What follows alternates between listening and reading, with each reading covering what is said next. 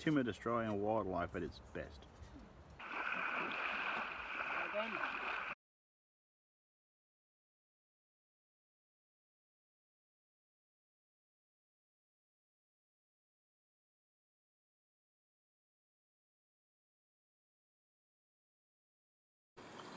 Hi guys, it's Mike here from KS Bushcraft Down Under.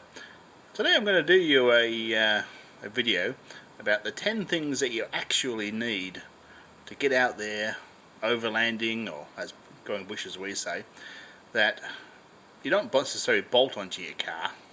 So if you go in and buy yourself a four-wheel drive, you don't need to spend $20,000 on modifications just to go four-wheeling, okay?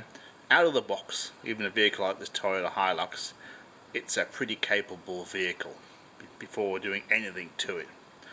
So a lot of people get put off. They buy a vehicle and they say, oh, I spent 20 grand at ARB, blah blah blah. And you got to remember, a lot of these shops are about selling your stuff. It doesn't necessarily make your experience any better, more enjoyable. It just puts a big hole in your pocket. So a lot of people are put off from actually using their four-wheel drives. They think they need a 33-inch set of wheels, lift kits, whatever.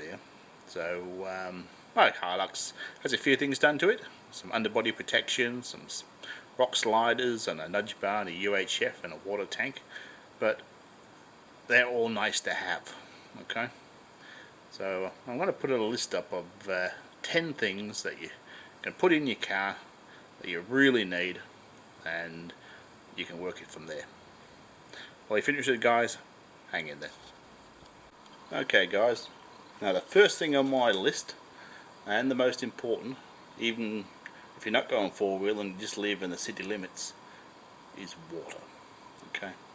Now I live in a climate where the air temperature can easily hit 45 degrees Celsius, and if you're stood beside a bitumen road, it could be in the mid-50s. So potentially in a mild climate you could live for 3 days without water. In the climate where I am, you're probably lucky to make one. So there's no situation when you're travelling where not having water in the car is acceptable. Now every year in Australia a couple of people die of dehydration. Okay, it's probably higher than that. Most of it's underreported. I think last year there was 2 adults and 3 kids died just because the car broke down. And I can't imagine a worse situation watching 2 little kids die in the heat because you're not prepared. So multiple containers are important. Now the blue one in the front here I often freeze solid and use in my esky or cooler, as my North American viewers say. So I think 10 litres is the minimum, okay, and I prefer to see it in multiple containers. Now I normally use a lot of freezer bricks, right? But if I'm using bagged ice, our bagged ice here is about 5 kilos a bag. So in my cooler there I would have 2 or 3. So I've got 15 litres. So you can use your ice to drink if necessary, but you can't use your freezer bricks. These blue containers are cheap and cheerful. I've destroyed one in 4 days on corrugations. So that's where you need multiple containers. Now if you've got a cooler and you rupture that, you can tip that into the cooler. It won't do anything for your ice retention, but it's better than dying. And the grey jerry can at the back, it's a heavy duty jerry can. It does have a tap on it. Now the tap is vulnerable if things are flying around in the back. So it's great to have, probably better without it or putting a bung in it. And last but not least, small container, canteen cup is a great addition in any travel setup. So depending on how many people you are and how far you're going out determines how much water. Okay, so once that's in the car, that's your priority. First and foremost is not dying of thirst. Righto guys, number 2 on the list of important things to carry is a good first aid kit, okay, and the skills to know how to use it. So a St. John's ambulance course, as many triangle bandages as you can stuff in the kit, and an emergency blanket, because people get injured, people go into shock, people die. So that's also a shelter, and I like these in a car situation rather than the emergency ones. But if there's multiple people in your vehicle, maybe get some of them. You can get 4 for $10 of the little foil blankets. But that is number 2 off the rank. Be ready for something going pear-shaped. So number 3 on the list is a shovel. Now long handles are better, but any shovel is better than no shovel. From campfires to going to the bathroom to vehicle recovery to an impromptu weapon if necessary, it is the number 3 on my list. It is a multifunctional tool. Okay, number 4 on our list is some communication gear. I'm not talking about long range communication. I'm talking about, you go off-road. Now most of us, the only time we know where the wheels and tyres on our car are is when we're scrubbing a curb parallel parking. But off-road, putting the wheels in the right spot will get you a lot further, and that requires a spotter. So this here is a portable UHF system. Quite good for long range communication. I'm not talking about that, well that's nice to have, is a couple of kitty UHFs. Now if you've got mobile phone talk coverage, you could use your spotter could use a mobile phone, but that's pretty much a rarity for me. So a couple of cheap handhelds, and your spotter will tell you where to place your wheels, and that will get you across rough terrain without doing any vehicle damage. So they're really quite high on the list. And these are cheap, yeah. Alright guys, number 5 on my list is a good spare wheel. Okay, now you're saying, the car's got a spare wheel. Well, with 4-wheel drives, people often change the tyre size, the roll in diameter. Now modern 4-wheel drives, if you put a spare on that's a different size, its computer will throw up a code saying either it's running a flat tyre or there's a problem with the ABS. So make sure it's the same size that you've got on the car. That's important. Make sure it holds air, obviously.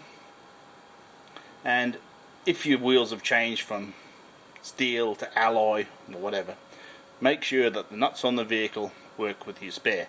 I've seen it, believe me. Or that the wheel brace fits. So if you haven't had a flat tyre, have a run through on your vehicle at home. Make sure you can change it at home before you try it out the bush. Now, there's nothing more certain. If you have a flat tyre out the bush, you'll be on soft ground. Okay. So, jacking plate. Now, my high-tech jacking plate, cast iron skillet. I don't carry a barbecue. I used to years ago, but I found a waste of time and space. So, I use that as my jacking plate and portable barbecue. Now, if you've got a family, you'll need a bigger one, and this skillet plate will do a fabulous job as a jacking plate and family barbecue. So I also recommend a second jack. Now you're saying I've got a jack in my car, okay? If you get bogged and you've got 2 jacks, now the jack in your car is designed to lift your car on a flat surface, hard ground. So if you're already bogged, a jack like this with a greater range than the factory jack, you can use it for getting unstuck. You'll also get the vehicle up to a height where you can get the factory jack in position. So a little bottle jack like that is not expensive and an absolute boon off-road. Okay guys, at number 6 on my list is a tyre gauge, and I'm talking about your basic tyre gauge. If you want to spend a couple of dollars, get a reasonably good one. Because a bad one you'll have to calibrate from a known good source. And managing your tyre pressures off-road, it's the greatest thing for improved performance, getting through soft stuff, and every rig's different. Every rig's different weights, so I can't give you ideal figures. But for this Hilux, I run 35 psi on the highway. I run around 25 on a corrugated road.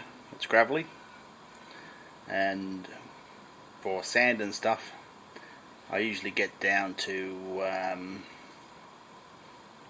15, 16, If it gets really bad, I'll drop down to around 10. But at 10 you need to be awfully careful of spitting a tyre from a rim if you drive aggressively. You also be careful if the terrain changes from soft powdery sand to sand and rocks. So a tyre deflator like this one here, which removes the valve core, it's nice to have, but you can do the same thing with a stick. Now you're going to need a better compressor than a $15 one, but I had a look online and there's some pretty reasonable ones for 60 or 70 Australian dollars. So yeah, if you have a really cheap, it'll take that long and be that painful to reinflate, you'll be reluctant to air down. So you don't want to make it too much drama. Now if you're just going off the local beach and there's a service station close by to the road, you can air up at the servo, so you don't need a compressor. But you certainly do need to be able to manage your tyre pressures. So spend a reasonable amount, but you don't need a $1,000 compressor. Right guys, at 7 we've got recovery gear. Now this is going to hurt. Now all the stuff on the left hand side, pretty much useless if you're a solo vehicle traveller. The extension straps, the snatch straps, shackles and all that are only good if there's someone there to help you. Now unless your vehicle has proper recovery points, I would not recommend snatching off the factory tie down points. It's a recipe for getting someone killed. Now if you want to get a recovery point, the cheapest option would be one of these that goes into your standard restyle hitch, which is pretty much on most vehicles here in Australia. So you could get one of those, a couple of shackles, and do a rearward snatch. I hate snatch straps, I really do, because it requires the communication of two people who maybe don't know each other, and it's cowboy time. Alright, I would recommend a set of gloves. So if you're going to drive down the highway with one of these fitted into your receiver, which I see every day, put a cable tie on it, because a corrugated road, this pin will fall out. And with all these steel shackles, look after them. I use this Inox, it's MX3, it's fabulous stuff. Now what I would recommend to you is some form of recovery tracks. Now I have the Max Trax brands and I think they're brilliant. They're great for levelling up a campsite if you've got a camper. Great for recovery. You can use them as a jacking plate if you've got a couple together. And combined with a shovel, I reckon 4 Max Trax will get you out of anywhere. I often only carry 2 to save space, but that's my recommendation. All this other stuff has its place, but a set of Max Trax and a shovel will probably do you a lot better service than the rest of it put together. So number 8 on my list is maps and navigation. Now these days everyone's got GPSs and stuff like that. Now this one's loaded with detailed maps on a hard drive for all over Australia. Great piece of kit, yeah, as long as you've got a couple of AA batteries. A good simple compass. Now you will have to get out of the car to use this, so it'll be thrown off by the battery and the starter motor. And paper maps with as much detail as you can get hold of. Yes, they're not cheap, but you only need to buy them for where you tend to turn off the road. And a road atlas. Yeah, this is an Australian one, it's an old one, but it's still quite good. So very important to know where you are, where you want to go, where's the nearest water, where's the nearest fuel. Apart from that, everything else is irrelevant. Okay guys, at number 9, a basic set of tools and what I call a fix-it kit. So socket sets, really handy. Basic set of hand tools. I mean, you're not going out there to be a mechanic, but if something rattles loose, it's amazing what can be patched up with self-sealing silicone tape, some cordage, something needs tying back, plenty of tape, plenty of wire, plenty of cable ties, and some method of being able to read voltage on a battery, a tyre plugging kit, and of course plenty of duct tape. And with modern vehicles and batteries, some form of jump pack. So that one's a capacitor pack, so you don't have to remember to keep it charged. You can charge it off a mobile phone, which is really quite sexy. And some form of water dispersal spray lubricant cleaner, and plenty of fuses, tyre valves, all those little dinky things, especially if you've got your own battery system that uses different than factory fuses. So plenty of those, and a torch, preferably waterproof, and a headlamp to make it so you can be certain that you'll need it in the dark. So a basic kit like that. So guys, to round off my 10th and final item. Now if you've got a station wagon type vehicle and it's petrol, I'm loath to suggest to you to put in a jerry can of fuel inside the cab with you, your kids and what have you. Petrol's highly flammable. Now unfortunately petrol vehicles, fabulous on the sand as they are, they drink fuel, so you can get caught out. Diesel, pretty hard to set it on fire. So with a diesel vehicle, I'm quite comfortable of carrying 10 litres. I've got a ute, so I can carry my diesel in the tray. It's quite safe. I know with 10 litres of diesel, I've got an extra 100 k's range. But sharing that position is a brew up kit. Right? Yeah.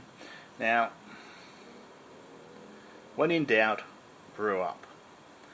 So if something goes pear-shaped, sit down, take stock of the situation, and wait it out. Now there's been plenty of people killed in Australia trying to dig out trees in 40-degree heat, and if they'd waited a few hours they could have done it in the cool of evening. Stay with the vehicle. Yeah. If you're lost or way out, it's pretty easy to find a car. It's almost impossible to find a person. So this is mine. I've got everything in here to make tea, coffee, some cup of soups, and often if I'm away there'll be more than that in there, but enough. You don't have to spend much. You can get yourself a surplus canteen, a cup, and one of these little stoves that are incredibly cheap, and cigarette lighters handy, matches are better. So just relax. The amount of people that have died in Australia trying to hike out of somewhere in the wrong conditions and being found on the road the following morning is tragic. So guys, I hope you found this one useful. Thanks for watching. Bye for now.